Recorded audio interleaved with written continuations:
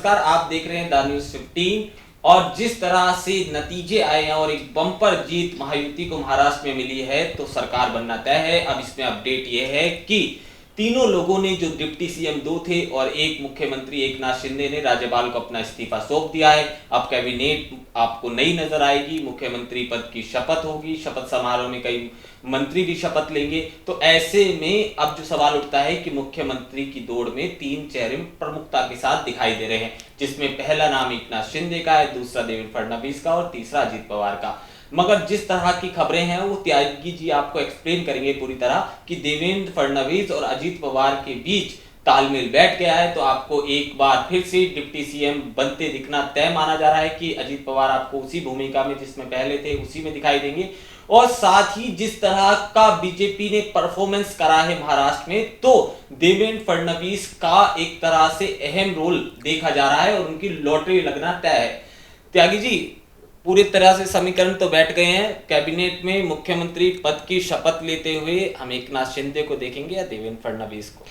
देखो, ताज़ा घटनाक्रम जो है महाराष्ट्र के संदर्भ में कैसे हो, वो ये है कि जब तीनों लोग इस्तीफा देने के लिए पहुंचे थे आज राज्यपाल को अपना, क्योंकि नई सरकार का गठन महाराष्ट्र में होना है तो पूरा अभी फिलहाल कार्यवाहक मुख्यमंत्री के तौर पर काम सुशील को, जो एकनाथ शिंदे हैं, वही करेंगे जैसी की परंपरा रही है उसी परंपरा के हिसाब से। लेकिन कहीं ना कहीं आज जो उनका बॉडी लैंग्वेज है वो साफ तौर से दिखा रहा है कि कहीं ना कहीं एकनाथ शिंदे जो है वो तनाव में है, और इस बात के, उनके बॉडी लैंग्वेज से इस बात का अंदाजा लगाया जा सकता है साफ तौर से कि कहीं ना कहीं भारतीय जनता पार्टी ने अब उनको मुख्यमंत्री के पद से हटने के लिए कहीं ना कहीं तैयारी कर ली है, हटाने के लिए भारतीय जनता पार्टी ने। और अगला जो सीएम का जो चेहरा होगा महाराष्ट्र में वो देवेंद्र फडणवीस का होगा, ऐसा भी तय माना जा रहा है। कहीं ना कहीं इसमें लग रहा है कि जिस तरीके से नतीजों में सबसे बड़ी पार्टी भारतीय जनता पार्टी बनकर उभरी है, तो अब भारतीय जनता पार्टी कहीं ना कहीं महाराष्ट्र में जो है वो सीएम की कुर्सी अपने पास रखेगी। और जहां तक एकनाथ शिंदे की बात है, अजित पवार की बात है, तो अजित पवार को डिप्टी सीएम बनाए रखेगी भारतीय जनता पार्टी, ऐसी संभावना है। और जहां तक एकनाथ शिंदे की बात है तो एकनाथ शिंदे को दिल्ली भी शिफ्ट किया जा सकता है, ऐसी भी तमाम चर्चाएं शुरू हो गई हैं। और कहीं ना कहीं जो एकनाथ शिंदे के बेटे हैं उनको जो है महाराष्ट्र में डिप्टी सीएम की कमान दी जा सकती है फडणवीस की सरकार में। तो कहीं ना कहीं पार्टी अभी जो है, भारतीय जनता पार्टी जो है वो कहीं ना कहीं एकनाथ शिंदे को मैनेज करने में लगी है, उनको कहीं ना कहीं सरकार के लिए जो तैयारी है उस तैयारी के लिए उनको तैयार करने में भारतीय जनता पार्टी का पूरा खेमा लगा हुआ दिखाई पड़ रहा है। पूरा दिल्ली से लेकर महाराष्ट्र तक का, मुंबई तक का जो भारतीय जनता पार्टी का नेतृत्व कहीं ना कहीं वो कोशिशें करता हुआ दिखाई दे रहा है। और कहीं ना कहीं अब मंत्रिमंडल विस्तार को लेकर भी, मंत्रिमंडल को लेकर भी चर्चाएं शुरू हो गई है कि मंत्रिमंडल में किस दल के कितने चेहरे होंगे, कितने मंत्री बनाए जाएंगे, मुख्यमंत्री के साथ जो शपथ ग्रहण होना है, मुख्यमंत्री का शपथ ग्रहण समारोह होना है, उसमें कितने मंत्री शामिल होंगे पहले शपथ ग्रहण समारोह में। तो ये तमाम प्रक्रिया जो है शुरू हो गई है महाराष्ट्र में। और कहीं ना कहीं जिस तरीके का बॉडी लैंग्वेज आज इस्तीफे के बाद दिखाई दिया है महाराष्ट्र के मुख्यमंत्री एकनाथ शिंदे का, वो इस बात की तरफ साफ इशारा कर रहा है कि अब अगली जो बागडोर होगी सीएम की महाराष्ट्र में, वो देवेंद्र फडणवीस के हाथों में होती हुई दिखाई देगी। कहीं ना कहीं एकनाथ शिंदे को बड़ा झटका लगता हुआ महाराष्ट्र में दिखाई दे रहा है। 57 सीटें जीतने के बावजूद भी इस बार शिवसेना का जो है मुख्यमंत्री महाराष्ट्र में नहीं होगा। कैसे, ऐसी जानकारी अब तक की जो अपडेट है हमारे पास, वो अपडेट ये साफ तौर से बता रही है कि भारतीय जनता पार्टी अब मुख्यमंत्री की कुर्सी अपने पास महाराष्ट्र में रखने जा रही है।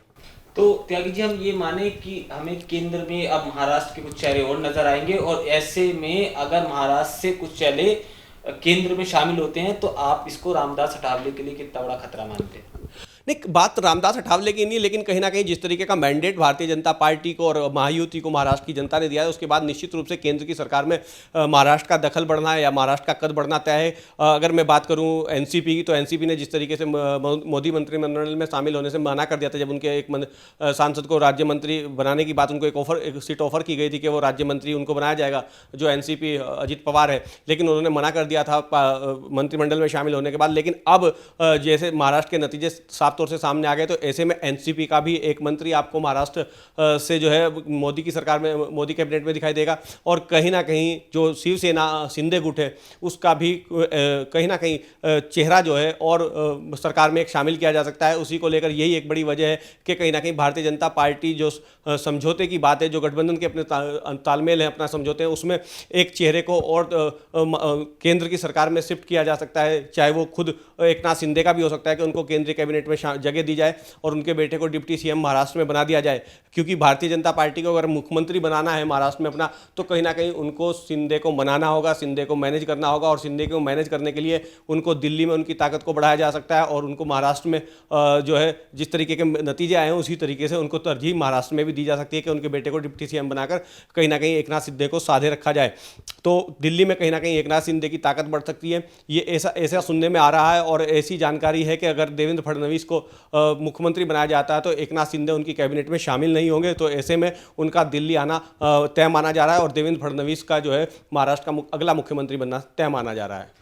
निश्चित तौर से। मगर त्यागी जी, आप जैसे जो जर्नलिस्ट हैं इसको किस तरह से देखते हैं? क्योंकि हमने एक पिछले सालों की बात करें तो एक बड़े कंफर्ट जोन में देखा है एकनाथ शिंदे को, जब वो महाराष्ट्र की कमान संभाल रहे थे। ऐसे में अगर वो दिल्ली आते भी हैं तो क्या उस कंफर्ट जोन को बरकरार रख पाएंगे? और जानकार जैसे आप जैसे जो जानकार लोग हैं वो इसे एकनाथ शिंदे का डिमोशन कहेंगे या प्रमोशन कहेंगे? सबसे बड़ी बात तो केशव ये है कि अभी तक जो है जो महायुति की सरकार महाराष्ट्र में चल रही थी एकनाथ शिंदे के नेतृत्व में, उसमें साफ तौर से देखा जा रहा था कहीं ना कहीं देवेंद्र फडणवीस जो डिप्टी सीएम थे भारतीय जनता पार्टी की तरफ से, और एकनाथ शिंदे जो शिवसेना के हैं लेकिन मुख्यमंत्री थे महाराष्ट्र के, उनमें आपसी तालमेल बड़ा अच्छा था, तालमेल दिखाई देता था। लेकिन आज जिस तरीके का इस्तीफा देने के दौरान राज्यपाल के यहाँ जिस तरीके की बॉडी लैंग्वेज नजर आई है एकनाथ शिंदे की और देवेंद्र फडणवीस की, वो कहीं ना कहीं कंधे झुके हुए दिखाई दिए हैं एकनाथ शिंदे के, और कहीं ना कहीं जो देवेंद्र फडणवीस है उनके चेहरे पर एक अजीब तरह की आप जो है खुशी को साफ तौर से देख सकते हैं। और जैसे दोनों में आपस में एक ट्यूनिंग दिखाई देती थी, आज वो ट्यूनिंग भी दिखाई दी है। कहीं ना कहीं एकनाथ शिंदे और देवेंद्र फडणवीस आपस में कोई बातचीत करते हुए या आपस में एक साथ भी दिखाई नहीं दिए हैं तालमेल दिखाते हुए। तो कहीं ना कहीं इससे लगता है कि नाराज़गी है एकनाथ शिंदे के खेमे में, उनका मुख्यमंत्री पद जाने की जो नाराज़गी है वो साफ तौर से दिखाई उनकी बॉडी लैंग्वेज से दिखाई पड़ रही है। लेकिन एक खुशी भारतीय जनता पार्टी में है कि अब महाराष्ट्र में जो है 5 साल के बाद भारतीय जनता पार्टी का मुख्यमंत्री बनने जा रहा है। ये दोनों तरफ की अभी तक की चर्चा है। और जहां तक बात शिंदे की है, अगर शिंदे निश्चित रूप से मुख्यमंत्री महाराष्ट्र का मुख्यमंत्री की अपनी एक ताकत होती है, अपनी एक कद होता है, लेकिन कहीं ना कहीं भारतीय जनता पार्टी उसी ताकत को कब्जाने के लिए एकनाथ शिंदे को दिल्ली भेजने की तैयारी कर सकती है। ऐसी चर्चाएं तमाम दिल्ली से लेकर मुंबई तक जो राजनीतिक फिजा है उसमें तैरती हुई दिखाई पड़ रही हैं, सुनाई पड़ रही हैं। तो ऐसा हो सकता है अगर अब मुख्यमंत्री से अगर आप केंद्रीय मंत्री की कुर्सी पर आते हैं तो कहीं ना कहीं आपका कद जो है वो एक राज्य के लिहाज से तो बड़ा महत्वपूर्ण, जब मुख्यमंत्री होता है तो वो महत्वपूर्ण कद होता है, क्योंकि आप देखते हैं कि मंत्रिमंडल की जो संख्या है वो कितनी भी हो सकती है, लेकिन जो मुख्यमंत्री है देश में वो मुख्यमंत्री की संख्या राज्यों के हिसाब से ही तय होती है। तो मुख्यमंत्री का कद अपने आप में बड़ा है, और महाराष्ट्र जैसे बड़े राज्य का, उत्तर प्रदेश जैसे बड़े राज्य का मुख्यमंत्री होना एक बड़ी बात होती है। केंद्र मंत्री से कहीं ज़्यादा महत्वपूर्ण और ताकतवर जो है वो मुख्यमंत्री होता है। तो कहीं ना कहीं जो एकनाथ शिंदे का कद की बात आप कर रहे हैं, तो कद कहीं ना कहीं कम होता हुआ महाराष्ट्र की सियासत में एकनाथ शिंदे का दिखेगा अगर वो दिल्ली भी शिफ्ट होते हैं। केशव, बिल्कुल। महाराष्ट्र के संदर्भ में त्यागी जी आपको ये सारी चीजें बता रहे थे। त्यागी जी, एक अहम सवाल ये, क्योंकि लगातार आप बॉडी लैंग्वेज का जिक्र कर रहे हैं, तो चुनावों नतीजों से ठीक एक दिन पहले जिस तरह से मोहन भागवत से मुलाकात होती है देवेंद्र फडणवीस की, उस दिन से उनकी पूरी बोलचाल, हाव भाव सब कुछ बदला नजर आता है हमें। आप वो मीडिया को बाइट भी देते हैं तो उनका अंदाज बड़ा कह लीजिए बड़ा अलग हो गया है। जिस तरह से पहले हम उन्हें देखते थे मीडिया पर्सन से इंटरेक्ट करते हुए, अब वो एक अलग हाव भाव हमें दिखाई देता है देवेंद्र फडणवीस का। तो उसके बाद जब वो दिल्ली आते हैं और गृह मंत्री से मुलाकात करते हैं तो उसके बाद इस हाव भाव में 4 चांद लग जाते हैं त्यागी जी। तो बड़े कॉन्फिडेंस नजर आ रहे हैं। नो डाउट, ये बिल्कुल सही बात है कि कहीं ना कहीं जिस तरीके से आप मोहन भागवत की बात कर रहे हैं, संघ प्रमुख से मिलने की, या गृह मंत्री अमित शाह से मिलने की आप बात कर रहे हैं, नतीजों के बाद से जिस तरीके के परिणाम आने शुरू हुए थे महाराष्ट्र में भारतीय जनता पार्टी और महायुति के फेवर में, कहीं ना कहीं देवेंद्र फडणवीस को ये तय लग गया था कि उनको ये महसूस हो गया कि अब जो जिस तरीके की भारतीय जनता पार्टी के फेवर में नतीजे आए हैं कि अब उनको ही महाराष्ट्र का अगला मुख्यमंत्री बनना है, और RSS हो या भारतीय जनता पार्टी का शीर्ष नेतृत्व, दोनों का ही आशीर्वाद जो है वो देवेंद्र फडणवीस को प्राप्त है। और दोनों का ही जो पसंदीदा जो चेहरा है महाराष्ट्र में भारतीय जनता पार्टी के, वो देवेंद्र फडणवीस है। तो ऐसे में देवेंद्र फडणवीस के अलावा किसी दूसरे नाम पर अगर भारतीय जनता पार्टी अपना मुख्यमंत्री बनाने जा रही है तो देवेंद्र फडणवीस के अलावा किसी दूसरे नाम पर चर्चा भी नहीं होगी, क्योंकि देवेंद्र फडणवीस ही महाराष्ट्र में भारतीय जनता पार्टी का सर्वमान्य चेहरा है। केशव, बिल्कुल त्यागी जी, एक अहम सवाल, क्योंकि एक लंबे समय से आप महाराष्ट्र की राजनीति को बड़े करीब से देख रहे हैं, ऐसे में महाराष्ट्र की जनता से भी आप इंटरेक्ट करते हैं और लगातार बात होती होगी। अगर आप नंबर देना चाहें और एक बेहतर मुख्यमंत्री इन दोनों में से निकालकर महाराष्ट्र की जनता देखे, तो किसको कितना ज्यादा तवज्जो मिलेगी, और एकनाथ शिंदे और देवेंद्र फडणवीस के बीच अगर एक बेहतर चेहरा महाराष्ट्र के लिए चुनना हो तो आप किस संदर्भ में चुनेंगे और उसके लिए क्या पैमाना सेट करेंगे? देखिए केशव, ये तो पैमाना तो जनता सेट करती है कि पसंदीदा मुख्यमंत्री कौन है। वो तो सर्वे तमाम जनता के बीच जब होते तो वो बताते हैं अपनी पसंद का मुख्यमंत्री। लेकिन जिस तरीके का कार्यकाल एकनाथ शिंदे का रहा है, कार्यकाल वो बहुत बेटर रहा है। और सबसे बड़ी बात यह है कि उन्हीं के कार्यकाल में महायुति को बम्पर जीत मिली है, क्योंकि चेहरा उनका था, फेस उनका था, मुख्यमंत्री वो थे उस समय महायुति का। तो ऐसे में जीत तो उनके चेहरे पर भी मिली है। भारतीय जनता पार्टी सबसे बड़ी पार्टी बनकर महाराष्ट्र में फिर से उभरी है, इसमें कोई दो राय नहीं। और ये समझिए कि 132 सीटें जीतना, 150 सीटों पर लड़कर बहुत कुछ कहता है, और बहुत बड़ा महत्वपूर्ण एक तरीके से भारतीय जनता पार्टी के राजनीतिक इतिहास में महाराष्ट्र में एक बहुत महत्वपूर्ण एक तरीके से कहें कि स्वर्ण अक्षरों में लिखा जाने वाला इतिहास है भारतीय जनता पार्टी के लिए। तो ऐसे में भारतीय जनता पार्टी को जब इतना बड़ा मैंडेट कहीं ना कहीं महाराष्ट्र की जनता ने दिया है, तो भारतीय जनता पार्टी ऐसे में इस मौके को किसी भी सूरत में गंवाना नहीं चाहेगी। और ऐसी स्थिति में जब भारतीय जनता पार्टी की खुद केंद्र में सरकार हो, तो कहीं ना कहीं जो है बार्गेनिंग पावर जो है वो भारतीय जनता पार्टी के पास बहुत है महाराष्ट्र के लिहाज से भी। और महाराष्ट्र जो है को पाने के लिए भारतीय जनता पार्टी तमाम तरह की बार्गेनिंग करती हुई भी आपको दिखाई देती है। और क्योंकि उसके पास संपूर्ण पावर बार्गेनिंग की है, तो ऐसे में कहीं ना कहीं वो एकनाथ शिंदे को मनाने का काम भी करती हुई आपको दिखाई देगी, और उसको मैनेज करने का काम भी आपको करती हुई दिखाई देगी।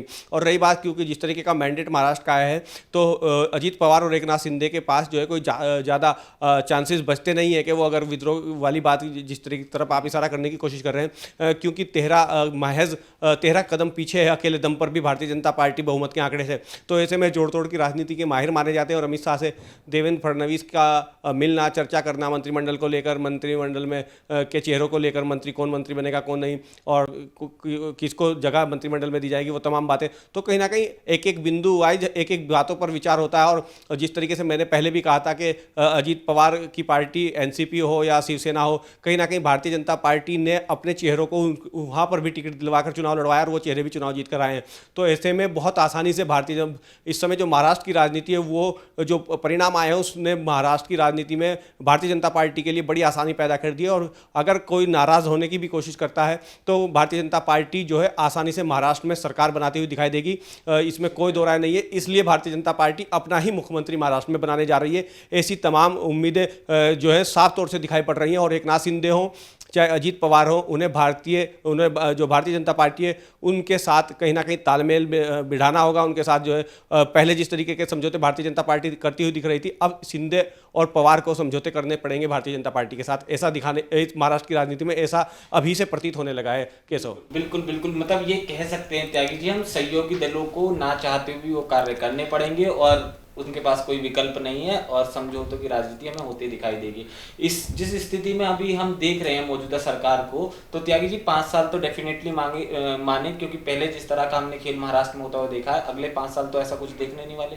बिल्कुल, डेफिनेटली जिस तरीके का परिणाम है वो कहीं ना कहीं भारतीय जनता पार्टी को इतना ताकतवर कर दे रहा है कि आज उन्होंने गठबंधन दलों की भी बार्गेनिंग पावर को महाराष्ट्र में कम कर दिया है। तो अब विपक्ष की बात कर रहे हैं, तो विपक्ष और अगर भारतीय जनता पार्टी की महायुति के जो गठबंधन दल है, अगर वो तमाम भी मिल जाएं, तो कहीं ना कहीं वो उस आंकड़े को छूते हुए नजर नहीं आएंगे। क्योंकि भारतीय जनता पार्टी का जिस तरीके से इतिहास रहा है जोड़ तोड़ की राजनीति का, जोड़ तोड़ करने का, तो भारतीय जनता पार्टी से पार पाना आसान नहीं है किसी भी दल के लिए। और ये शिंदे भी जानते हैं, और ये अजीत पवार भी बखूबी जानते हैं कि अगर उन्होंने कोई भी दाएं बाएं जाने की कोशिश की या किसी भी तरह की कोई गलती करने की कोशिश की, तो उनको बड़ा खामियाजा भुगतना पड़ सकता है। और यही एक बड़ी वजह है कि इस बार जो है देवेंद्र फडणवीस की लॉटरी जो है महाराष्ट्र में सीएम की कुर्सी के लिए निकलती हुई दिखाई पड़ रही है। तो वेट एंड वॉच वाला कुछ भी नहीं है, कुछ भी वेट एंड वॉच वाला नहीं है, सब कुछ फाइनल लगभग हो गया है महाराष्ट्र के संदर्भ में।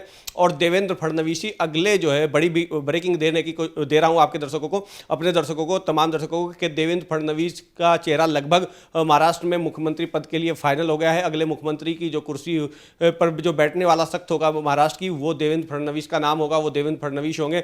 कहीं ना कहीं अब जो बात रह गई है वो मंत्रिमंडल में चेहरों की रह गई है कि किस पार्टी के कितने मंत्री बनाए जाएंगे, किन चेहरों को जगह दी जाएगी, भारतीय जनता पार्टी का कौन चेहरा होगा, एनसीपी का कौन चेहरा होगा, प्रमुख चेहरा होगा, और शिंदे गुट का शिवसेना का कौन चेहरा होगा।